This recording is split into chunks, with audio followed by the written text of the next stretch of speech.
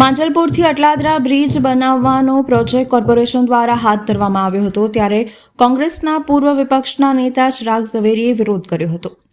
લોકોને ભેગા કર્યા હતા અને આંદોલન પણ કર્યું હતું. તેમ છતાં બ્રિજ બનાવવામાં આવ્યો હતો. બ્રિજ બનીને તૈયાર છે, જો કે હજી તેનું ઉદ્ઘાટન થયું નથી.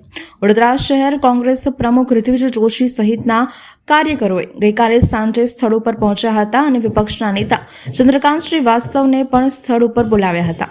ઋત્વિજ જોશી દ્વારા બ્રિજ ખોલવાની વાત કરતા ચંદ્રકાંત શ્રીવાસ્તવે ના પાડી દીધી હતી અને કહ્યું હતું કે આપણે નિરીક્ષણ કરવાનું છે. બ્રિજ ખોલવાની ઈચ્છા સ્થાનિકોની હોય તો એટલા પ્રમાણમાં લોકો ભેગા થવા જોઈએ. દરમિયાન વિપક્ષના નેતા ચંદ્રકાંત શ્રીવાસ્તવ સ્થળ ઉપરથી રવાના થયા હતા.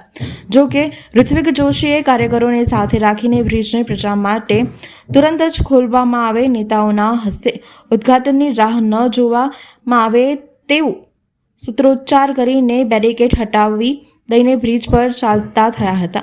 દરમિયાન પોલીસ સ્થળ ઉપર આવી પહોંચી હતી, જેથી કોંગ્રેસ દ્વારા ભાજપ હમસે ડરતી હૈ, પુલિસ કો આગે કરતી હૈ તેવા સૂત્રોચ્ચાર પણ કરવામાં આવ્યા હતા.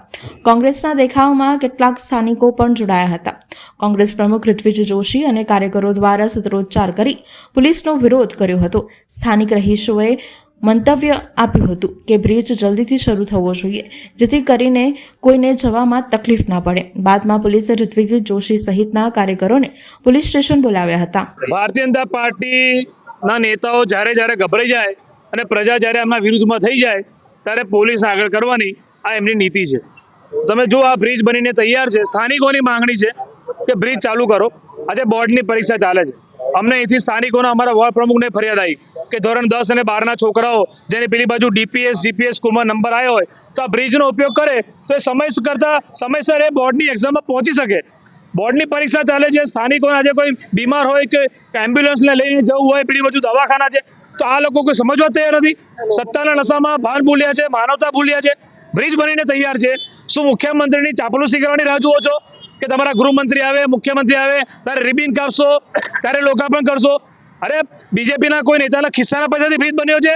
આ પ્રજાના પૈસાથી બ્રિજ બન્યો છે.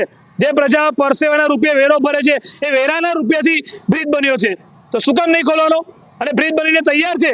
સમય મર્યાદા પૂરી થઈ ગઈ છે. બ્રિજ બનીને તૈયાર છે. અહીંના સ્થાનિકોએ 2 દિવસ પહેલા પણ બધા અવર જવર શરૂ થઈ ગઈ હતી. અમે પણ રેકી કરી, અમારા કાર્યકર્તાઓ પણ રેકી કરી. આખો બ્રિજ બનીને તૈયાર છે. તો કોની રાહ જુઓ છો?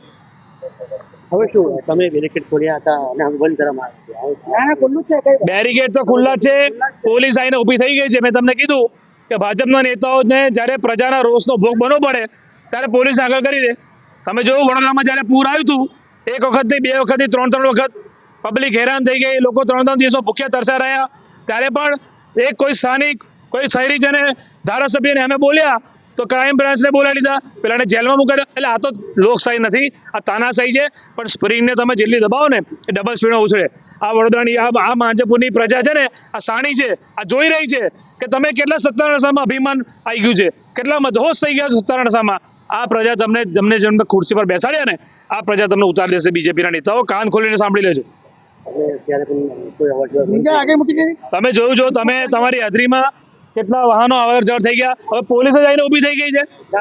પોલીસનું કામ, હું તો પોલીસને કહેવા માંગુ છું કે પોલીસનું કામ શું છે? પોલીસનું કામ છે કે તમે વડોદરામાં લો એન્ડ ઓર્ડરને મેન્ટેન કરાવો. આ માંજલપુર વિસ્તારમાં જ્યાં દારૂના અડ્ડા ચાલે છે બંધ કરાવો, જુગારના અડ્ડા ચાલે બંધ કરાવો, આ ડ્રગ્સ ખુલ્લેઆમ વેચાય છે બંધ કરાવો. પણ તે નહીં જાય. સામાન્ય પ્રજાને હેરાનગતિ કરવા પોલીસ આવશે, બીજેપીના નેતાઓ પોલીસને મોકલી દેશે.